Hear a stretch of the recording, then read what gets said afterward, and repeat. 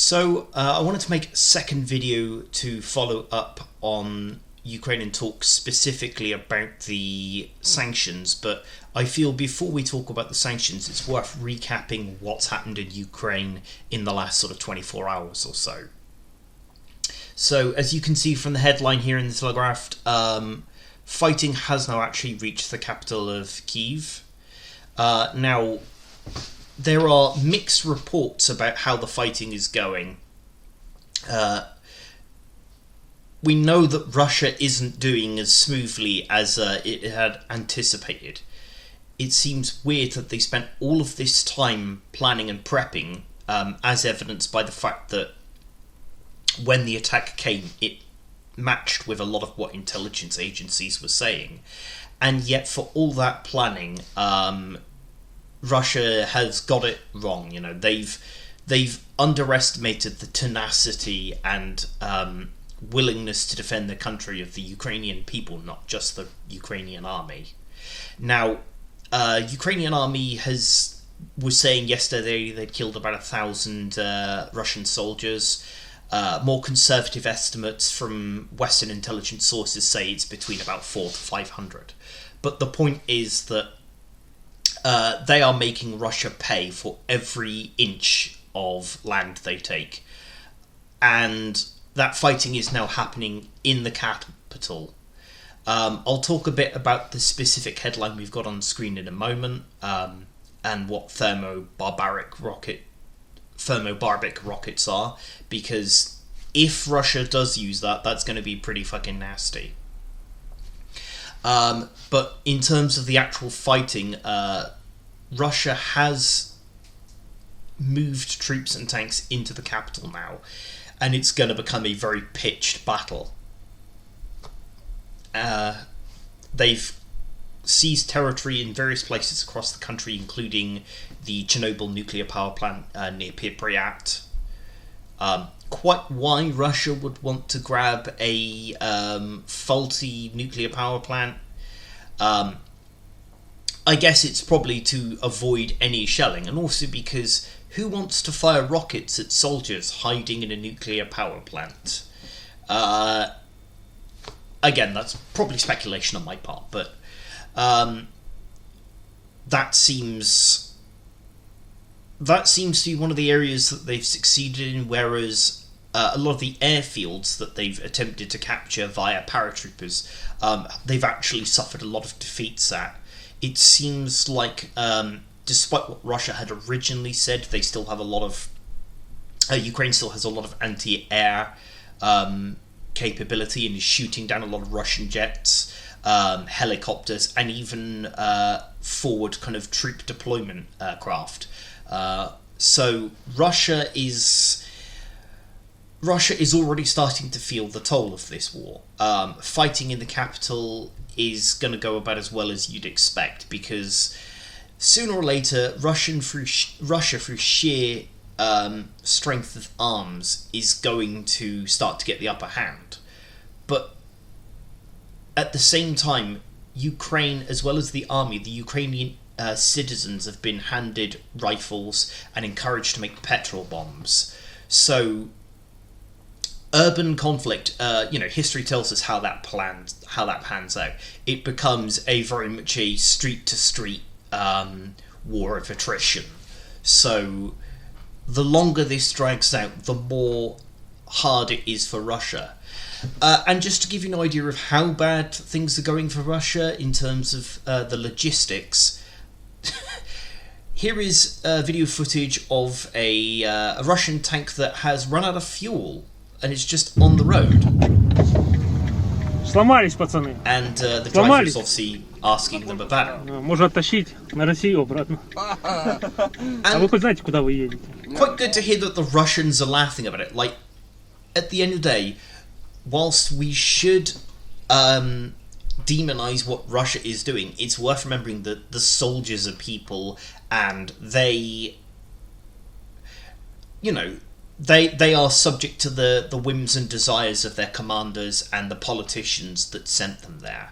Now, if they truly reject this war, then they should surrender. And some already have. There's a story about an entire platoon of about 50 men that surrendered, I think, Thursday evening, who, when they surrendered, they said, we thought we were just coming in for reconnaissance. We didn't even know that this was an active combat zone. And the other thing that's been really heartwarming to see is, if we look at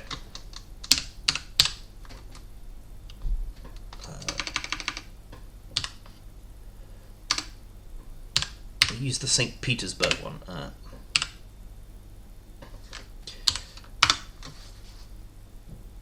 This is the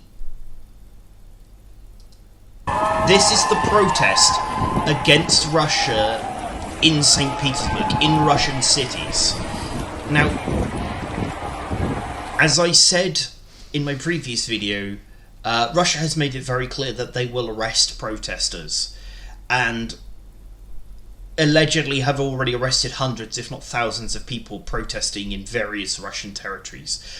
In St. Petersburg, we've seen protests in Moscow, we've seen protests in the Russian-occupied territory of Georgia. So this, all in all, this is not looking great for Putin, which is exactly as it should be. You know, he needs to go. He is clearly a warmonger.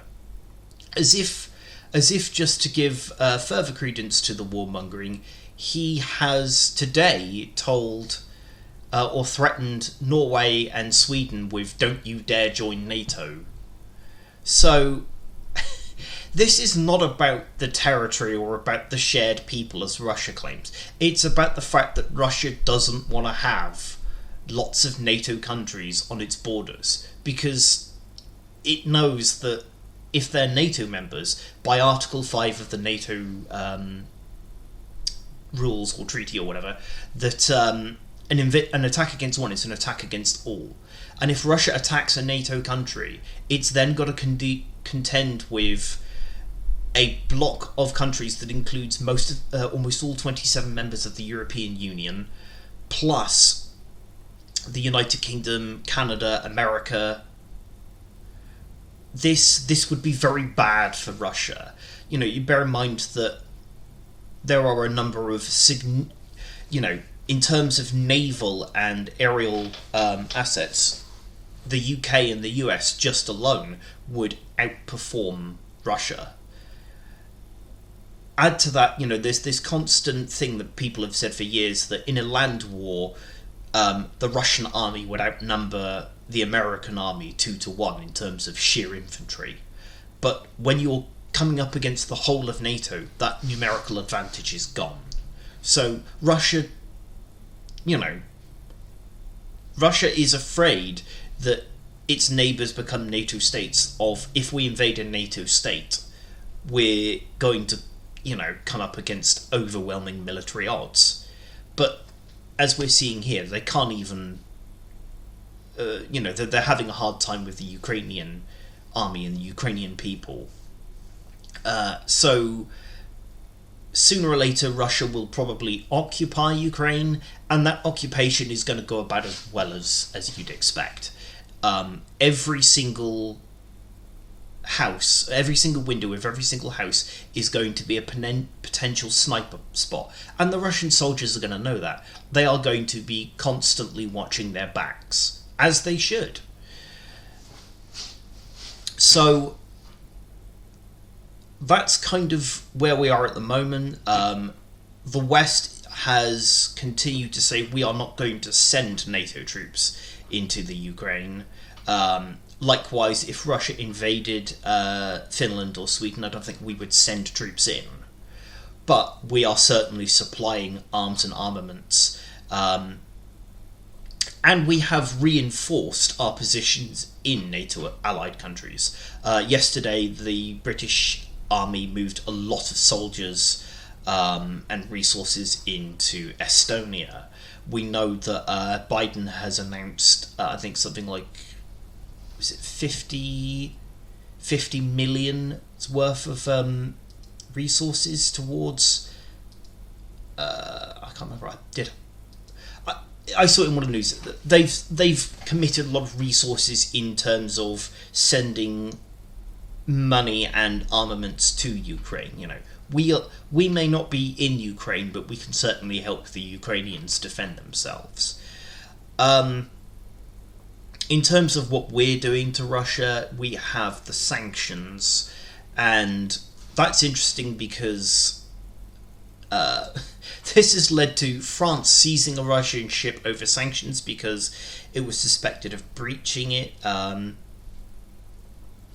So I think this is very good that the French authorities are saying, no, when we put these sanctions down, we meant it.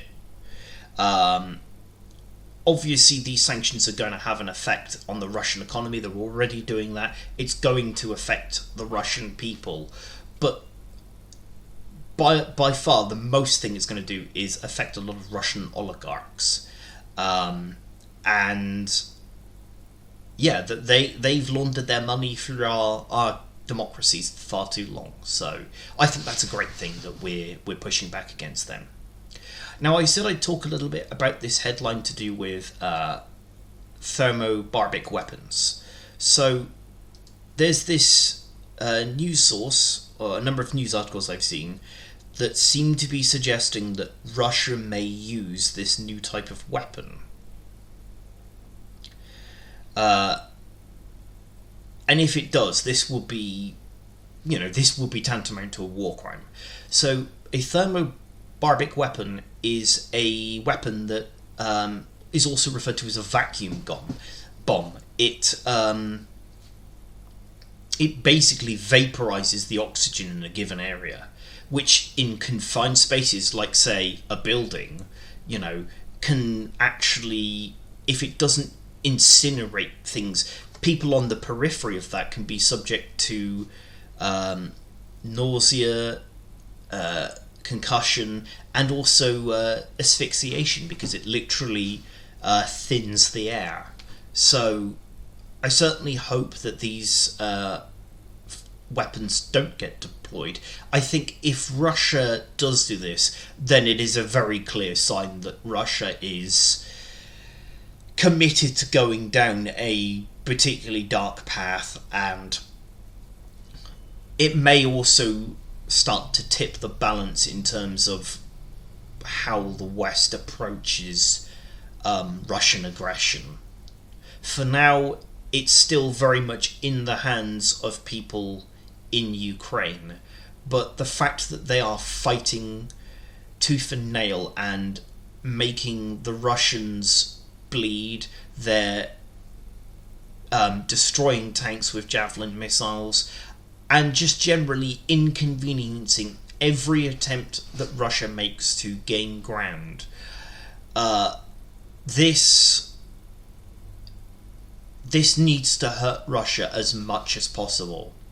And the end result of this is going to be that the Russian military campaign is going to prove to be incredibly costly. Who knows what this might do in the long run to Russian economic growth, because that, combined with the sanctions, Russia could be about to become a very, very poor country. Even more so than it, in some respects, is at the moment.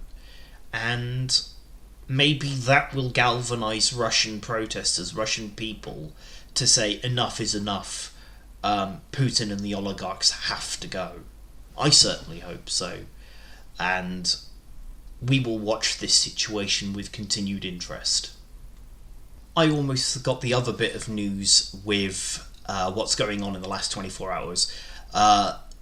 Is that a number of Russian news sites, in particular Russia Today, which is frequently seen as being the state-sanctioned news source of Russia and a propaganda tool, it has been blocked from being broadcast in Poland. And Anonymous, the hacktivist group, have reared their head again and are waging war against Russia Today. They've attacked their web services and forced the web services down several times in the last few days, or the last day or so. The other thing that is particularly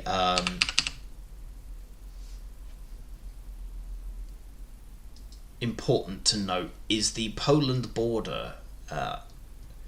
Is that Poland has said that they will make it easy for Ukrainian citizens to flee across the border into Poland, whether or not they have their passports or not. They are determined, and this has been backed by the Polish parliament, to make it easier for people who want to flee what is increasingly becoming a countrywide war zone into neighbouring countries. And I think that's really positive. That's really good that we're not just going to leave Ukraine to its devices. I'd like to see more of Europe do this. I'd like to see more stuff like this where we offer, aid and shelter to people fleeing Ukraine anywhere in Europe. I think even if people want to travel all the way across Europe from Ukraine to the safety of the UK, that we should be making that option available to them. I think this is very important. Like I said before, we'll see how the situation pans out in the coming days and weeks, but there is, amidst all of this carnage and death and blood and disaster, there is still a chance for a lot of people to do very positive things. And that's what we can do in the Western world, is make sure that because many people in Ukraine still have access to the internet, that they know that they're not alone, that we may not be there fighting with them, but we support their rights, we support their defence, and we support their people against the oppression from Russian aggression.